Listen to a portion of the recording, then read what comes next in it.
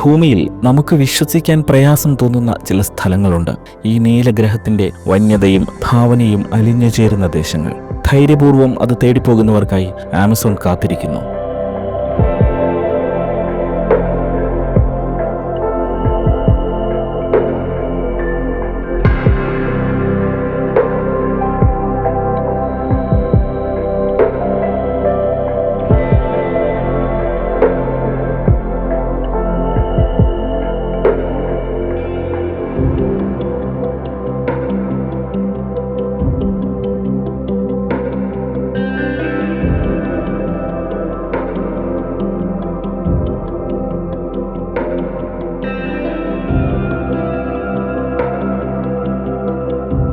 ഏഴ് ദിവസങ്ങൾ കൊണ്ട് കണ്ടു തീർക്കാവുന്ന ഒന്നല്ല ആമസോൺ നദിയും അതിന്റെ കന്യാവനങ്ങളും. അതൊരു പാരലൽ യൂണിവേഴ്സാണ്. 1 മില്യൺ വന്യജീവികളും 39,000 കോടി മരങ്ങളുമുള്ള യൂണിവേഴ്സ്. നമ്മുടെ ദിവസങ്ങൾക്ക് മാത്രമാണ് പരിമിതിയുള്ളത്. നമുക്ക് പോകാം. ലോകത്തിലെ ഏറ്റവും വലുതും ദുരൂഹവുമായ മഴക്കാടുകളിലേക്ക് യാത്ര ചെയ്യുമ്പോൾ ഓർക്കണം, അവിടെ സമയം മന്ദഗതിയിലാണ്. Amazon standard time. നിറങ്ങൾ കൂടുതൽ കടുത്തതാവും. ഒരിക്കലും പ്രതീക്ഷിക്കാത്ത ഇടങ്ങളിൽ പതിയിരിക്കുന്ന കോടിക്കണക്കിന് ജീവികളുടെ ഹൃദയസ്പന്ദനം പോലും കേൾക്കാവുന്ന നിശബ്ദതയുണ്ടാകും.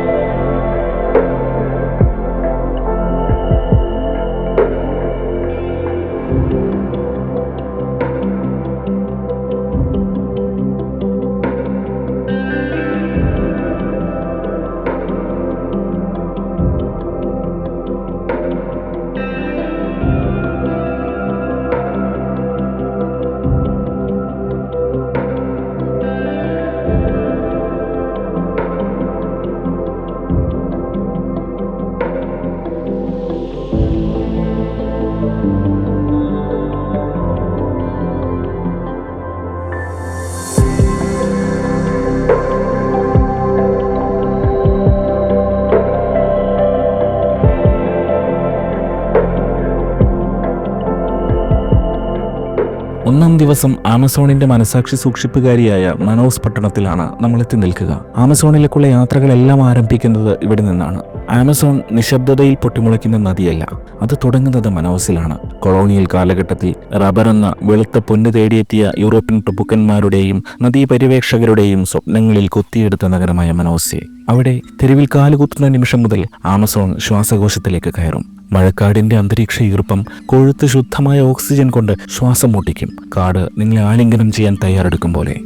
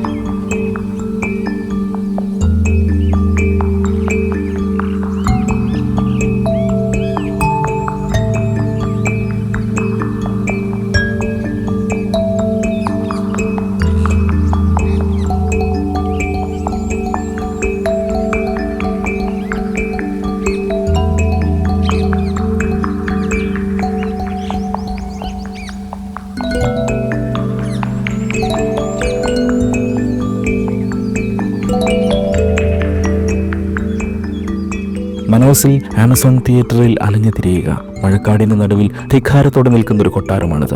ഇളം ചുവപ്പ് മാർബിൾ തൂണുകൾ, ക്രിസ്റ്റൽ ഷാൻഡിലിയറുകൾ. ഉൾക്കാടുകളിൽ പോലും മനുഷ്യർ ഒരു കാലത്ത് ആകാശത്തെ സ്പർശിക്കാൻ ശ്രമിച്ചിരുന്നു എന്നതിന്റെ ഓർമ്മപ്പെടുത്തൽ.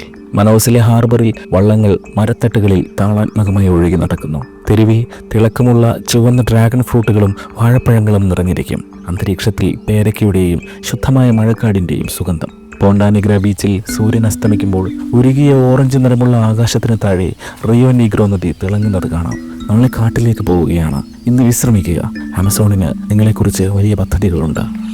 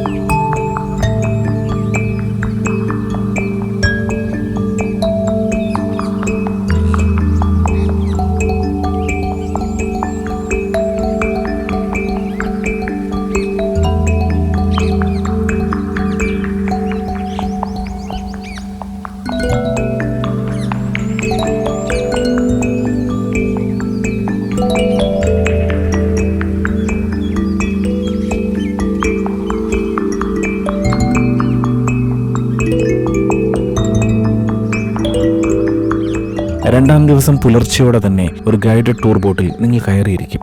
ഇരുണ്ട കണ്ണാടി പോലുള്ള വെള്ളത്തിലൂടെ സഞ്ചരിക്കുമ്പോൾ മനോസ് നഗരം പിന്നിൽ മാഞ്ഞു പോകുന്നു. സിവിലൈസേഷനിൽ നിന്ന് അകന്നു പോവുകയാണ്. ആഴത്തിലുള്ള ചരിത്രാതീതമായ സജീവമായ മറ്റൊന്നിനോട് നമ്മൾ കൂടുതൽ അടുക്കുന്നു. കാടിന് നടുവിലെ ഇക്കോലോഡ്ജിലേക്കാണ് യാത്ര.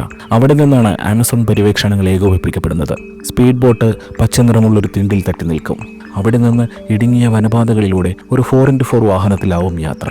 അധികം വൈകാതെ നിങ്ങളുടെ ഫോറസ്റ്റ് ലോഡ്ജ് മരങ്ങൾക്കിടയിൽ നിശബ്ദമായി പ്രത്യക്ഷപ്പെടും. മരപ്പലകകളുള്ള നടപ്പാതകൾ, ഓലമേഞ്ഞ മേൽക്കൂരകൾ, മുകളിൽ മേൽക്കൂരയിലെ കുരങ്ങുകളുടെ നേർത്ത ശബ്ദം, കോടിക്കണക്കിന് മിന്നാമിന്നുകൾ, പച്ചനിറമുള്ള ആമസോൺ തവളകൾ, അജ്ഞാതമായ ദൂരങ്ങളിൽ നിന്ന് വിളിക്കുന്ന അദൃശ്യരായ പക്ഷികൾ. ഒരു സിംഫണിയോടെ കാട് നിങ്ങളെ സ്വാഗതം ചെയ്യുന്നു.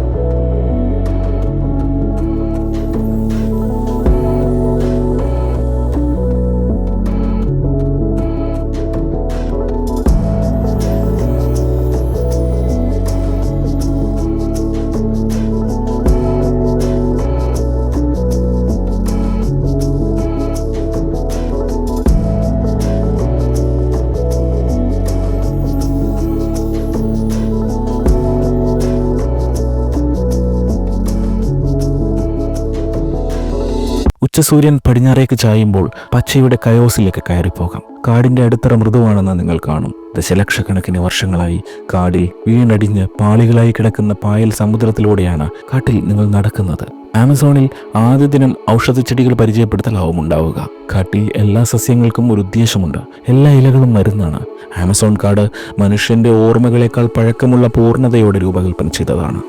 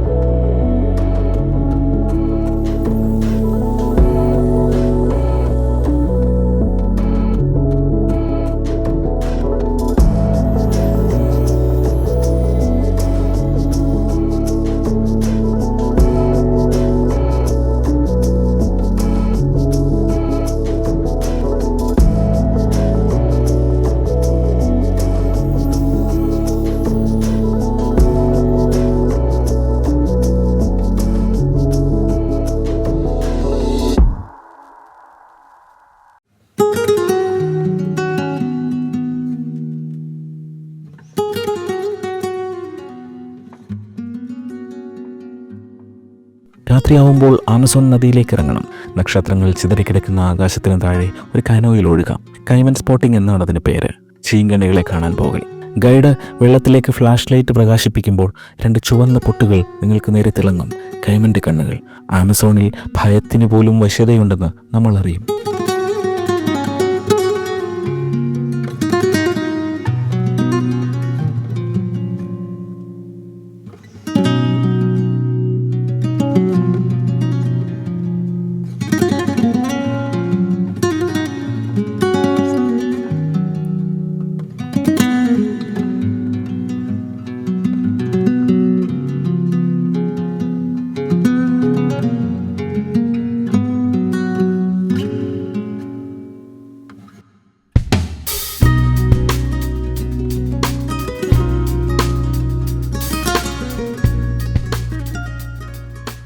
മൂന്നാം ദിവസം പുലർച്ചെ കാടുണരുന്നതിനൊപ്പം നമ്മളും ഉണരും.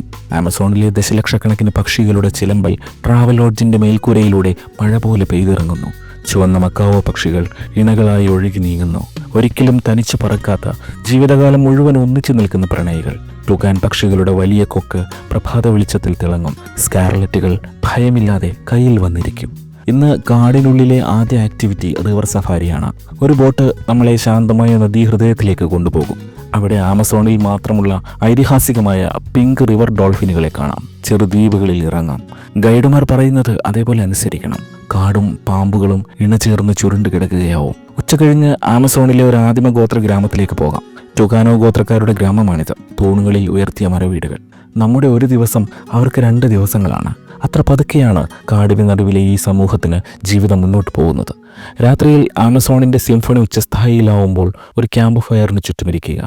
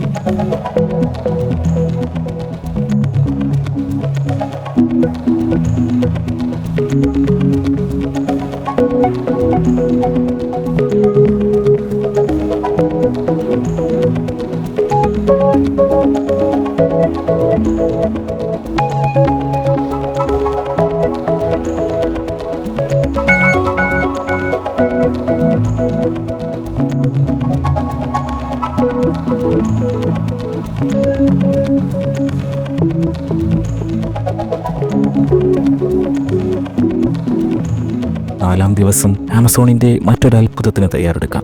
റിയോ നീഗ്രോയും റിയോ സോളിമോസും ഒരുമിച്ച് ഇടകലരാതെ ഒഴുകുന്ന മാസ്മരികതയ്ക്ക്. രണ്ട് ഭീമാകാരമായ നദികൾ ഇടകലരാൻ വിസമ്മതിച്ച് കുതിച്ചൊഴുകുന്നു. കറുത്ത നദിയായ നീഗ്രോയും റോസ് നിറത്തിൽ സോളിമോസും. നദിയുടെ താഴേക്ക് യാത്ര ചെയ്യുക. വെള്ളത്തിൽ നിന്ന് നേരെ വളരുന്ന മരങ്ങളുള്ള മുങ്ങിയ കാടുകൾ, ഇക്കാപ്പോകൾ ഒരു അനുഭവമാണ്. പരിപൂർണ നിശബ്ദമായ കാട്. കപ്പോച്ചിൻ കുരങ്ങുകൾ മരത്തിൽ തൂങ്ങിയാടുന്നു. ചെവിയോർത്താൽ പതുങ്ങിയിരിക്കുന്ന ചീറ്റകളുടെ നിശ്വാസം കേൾക്കാം. പാക്കോമീനുകൾ ചിത്രശലഭങ്ങളെ പിടിക്കാൻ കുതിച്ചു ചാടും. കാട് നെടുവേർപ്പെടുന്നത് അനുഭവിക്കുക. മനുഷ്യരെക്കാൾ എത്രയോ ലക്ഷം പഴക്കമുണ്ട് ഈ കാപ്പോകൾക്ക്.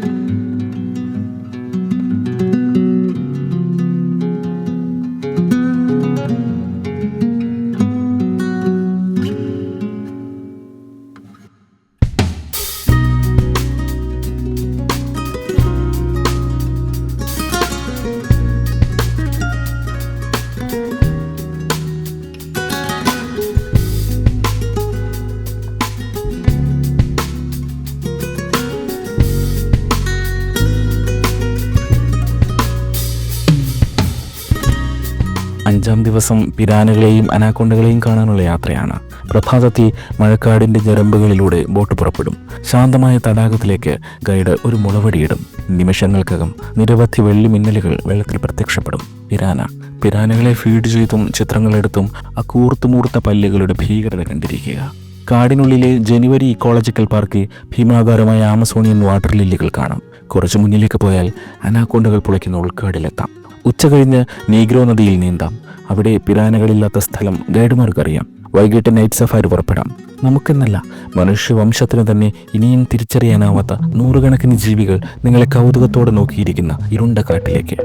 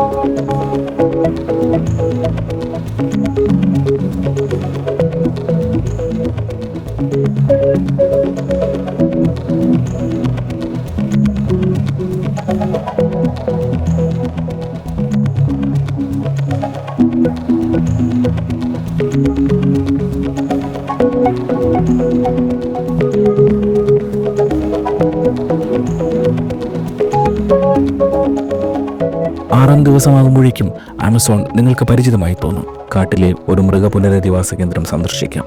പരിക്കേറ്റ മാനറ്റികളും ഡോൾഫിനുകളും കൈമനുകളും അനാക്കോണ്ടകളും ഇവിടെ പുതുജീവിതം തേടുന്നത് കാണാം. ഈ മൃഗങ്ങൾ ഒരു നിശബ്ദമായ കഥ പറയുന്നു. മഴക്കാട് ശക്തമാണ്, എന്നാൽ അജയ്യനല്ല. ഉച്ചകഴിഞ്ഞ് ടാറ്റോയോ ഗോത്രം കാണാൻ പുറപ്പെടാം. അവിടെ ഗോത്രമൂപ്പൻ പുരാതനാത്മാക്കളെയും നദി സംരക്ഷിക്കുന്ന പൂർവികരുടെ പ്രേതങ്ങളെയും കുറിച്ച് പറഞ്ഞു തരും. അന്ന് രാത്രി ഫോറസ്റ്റ് ലോഡ്ജിൽ വിടവാങ്ങലത്താഴമാണ്. പുതിയതായി ഗ്രിൽ ചെയ്ത തൊക്കുനാരെയും ഭൂമിയിൽ ദിനോസറിനേക്കാൾ പ്രായമുള്ള പിരാരൂക്കു മത്സ്യം കൊണ്ടുള്ള വിഭവങ്ങളും മണ്ണിന്റെ രുചിയുള്ള ആക്കായും. ഇന്ന് കാട്ടിലെ അവസാന രാത്രിയാണ്, അത് ആസ്വദിക്കുക.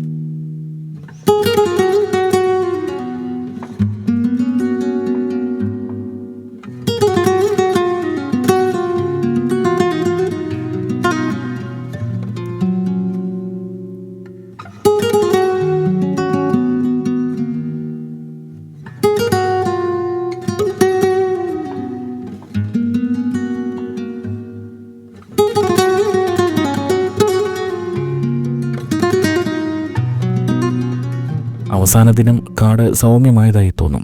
ഒരു കുഴിമടിയൻ സ്ലോത്ത് സെക്രോപ്പിയ മരത്തിൽ തൂങ്ങിക്കിടക്കുന്നു. ഒരു ചിത്രശലഭം നിങ്ങളുടെ ബോട്ടിൽ വന്നിരിക്കുന്നു. അത് തിളക്കമുള്ള ജീവനുള്ള രത്നം മൂലം മിന്നും. ആമസോൺ അതിൻ്റെ കഥകൾ നിങ്ങൾക്ക് നൽകിയിരിക്കുന്നു. ഇപ്പോൾ അത് നിങ്ങളെ പോകാൻ അനുവദിക്കുന്നു. മനാസിൽ തിരിച്ചെത്തുമ്പോൾ നഗരം വിചിത്രമായി തോന്നും. ശബ്ദം അസഹനീയമായിരിക്കും. കാട്ടിലേക്ക് തിരിച്ചു പോകാൻ മനസ്സ് വെമ്പും. മനോസിലെ ഒഴുകുന്ന ഡോക്കുകളിലൂടെ നടക്കുക. നിങ്ങൾ ഉപേക്ഷിച്ചു പോന്ന ലോകത്തിൻ്റെ നേരിയ ഗന്ധമുള്ള പച്ചമരുന്നുകളും സുഗന്ധവ്യഞ്ജനങ്ങളും വാങ്ങുക. 7 ദിവസങ്ങൾ കൊണ്ട് നിങ്ങൾ ആമസോണിൻ്റെ ഒരു അംശം മാത്രമേ കണ്ടിട്ടുള്ളൂ. ഒരായുസ് കൊണ്ട് പോലും അതിനെ പൂർണ്ണമായി ഉൾക്കൊള്ളാൻ കഴിയില്ല. അതാണ് ആമസോൺ മഴക്കാടുകളുടെ മാന്ത്രികത. അത് നിങ്ങളോട് അതിനെ മനസ്സിലാക്കാൻ ആവശ്യപ്പെടുന്നില്ല, മറിച്ച് അനുഭവിക്കാൻ മാത്രമേ ക്ഷണിക്കുന്നുള്ളൂ. അത് മാത്രം ചെയ്യുക. നന്ദി.